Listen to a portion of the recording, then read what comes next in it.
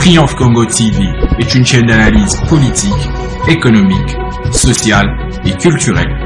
Congolais de partout, aimez votre chaîne, abonnez-vous, likez et activez la notification. Vous voulez la bonne information?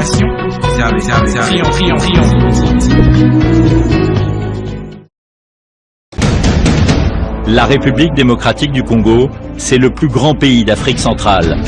Un territoire équivalent à plus de 4 fois celui de la France métropolitaine. Aimables téléspectateurs de Triomphe Congo Télévision, votre média en ligne, nous sommes très heureux de vous retrouver encore une fois devant votre écran pour suivre les différentes émissions proposées par votre rédaction Triomphe Congo Télévision.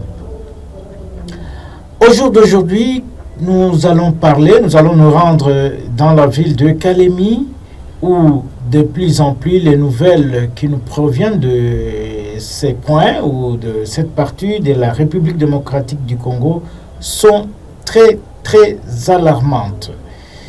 Très alarmantes pourquoi?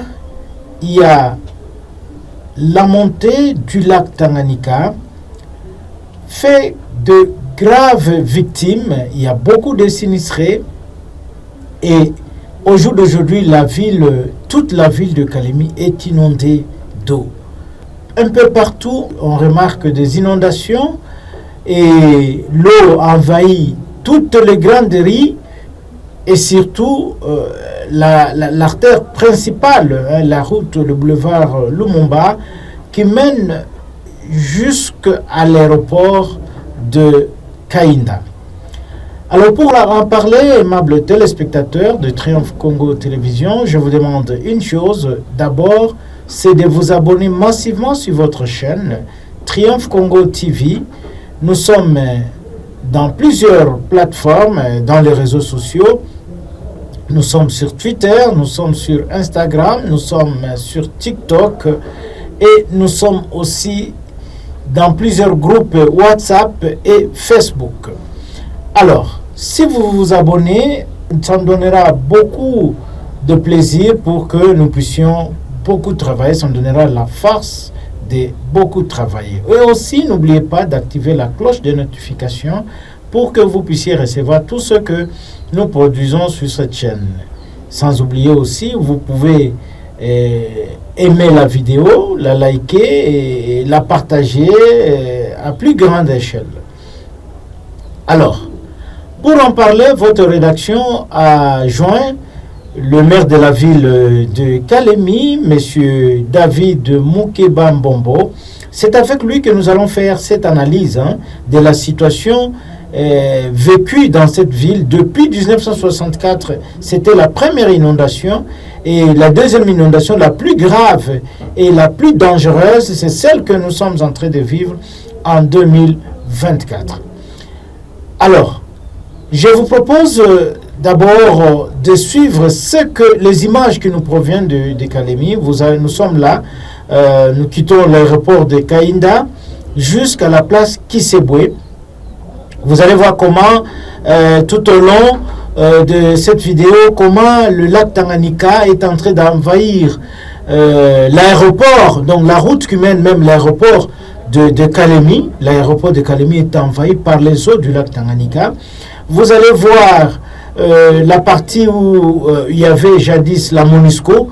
Vous allez retrouver que cette partie est déjà inondée. Vous traversez le pont Kituku et vous verrez aussi le quartier de la paix, le quartier industriel, jadis, le quartier de la paix, le quartier industriel, jusqu'à la place Kisebwe, très envahi par les eaux de la rivière Lukuga et du lac Tanganyika. Suivez et nous y reviendrons.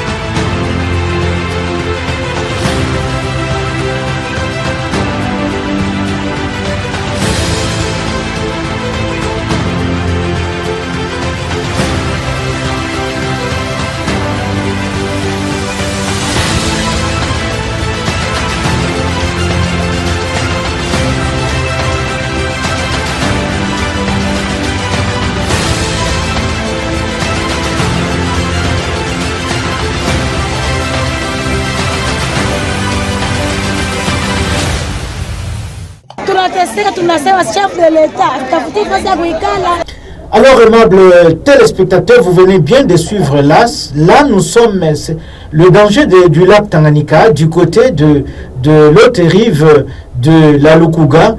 Maintenant, nous allons petit à petit vers la place donc du cimetière. Nous quittons le cimetière de Sapin, le grand cimetière de Sapin.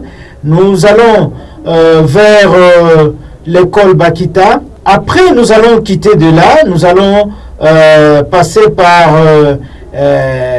nous serons toujours sur l'avenue Lumumba. Vous voyez l'école Maendeleo. Nous avançons jusqu'à la place Jumbo. De Jumbo, nous allons au bâtiment 1930. Nous évoluons jusqu'à l'hôtel du lac. Vous voyez un peu comment la route est inondée, le boulevard est inondé. Ce sont des eaux qui quittent le lac Tanganyika, qui traversent au jour d'aujourd'hui.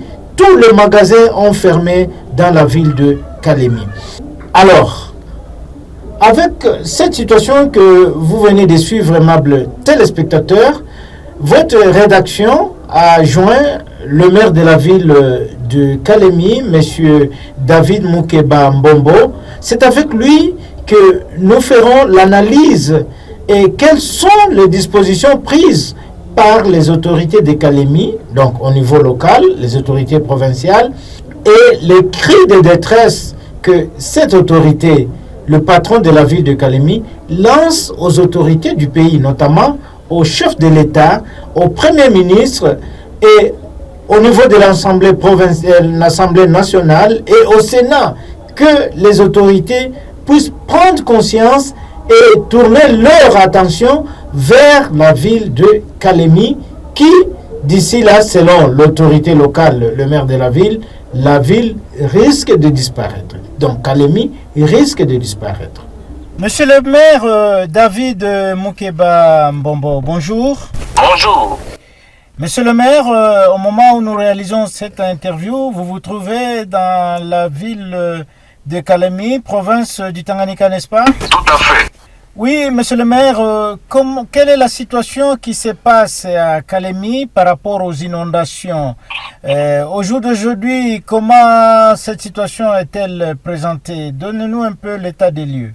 Oui, nous traversons un moment très difficile depuis le mois de février parce que le niveau des eaux du lac ont augmenté. Le niveau des eaux de la rivière Lukuga qui passe au milieu de la ville ont augmenté et ces eaux ont débordé jusqu'à submerger la ville. Au moment où je vous parle, presque tous les magasins de la ville sont envahis par les eaux. Et ces magasins sont fermés. Les propriétaires ont dégagé toute la marchandise. Presque beaucoup de bureaux sont envahis par les eaux. Les eaux du lac ont tellement augmenté que même sur les avenues, le plus grand boulevard que nous avons ici à Kalemi, c'est le boulevard Lumumba, il est plein des eaux.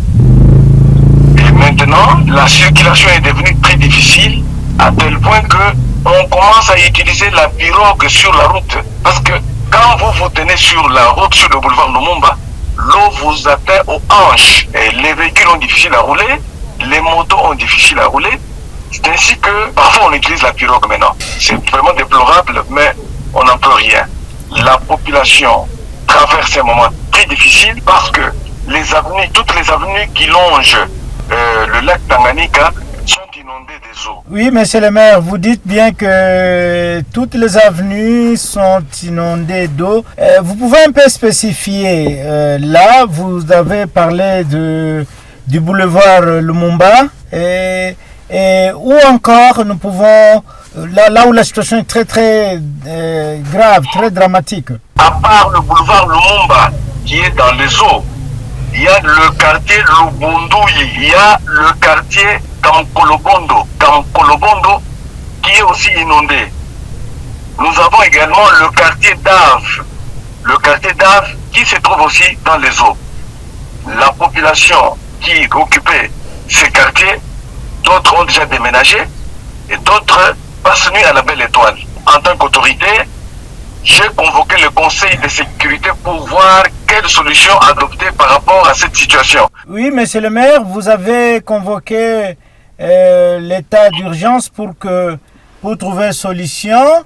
Mais est-ce que, avant d'en arriver là, quelle serait vraiment la cause de cette inondation? Est-ce qu'il y a des gens qui parlent que c'est le fait qu'il y avait beaucoup de moellons jetés dans le lac, mais ces moellons ont servi au jour d'aujourd'hui à la construction des maisons aux alentours du lac Tanganyika. Est-ce que c'est là peut-être la cause, monsieur le maire?